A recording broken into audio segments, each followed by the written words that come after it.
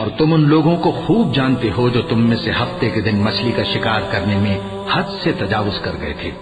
तो हमने उनसे कहा कि जलील और खार बंदर हो जाओ, और इस किस्से को उस वक्त के लोगों के लिए और जो उनके बाद आने वाले थे इबरत और परहेजगारों के लिए नसीहत बना दिया। और जब मूसा ने अपनी कौम के लोगों से कहा कि अल्लाह तुमको हुक्म देता है कि एक बैल ज़बह करो, वो बोले, क्या तुम हमसे हंसी करते हो?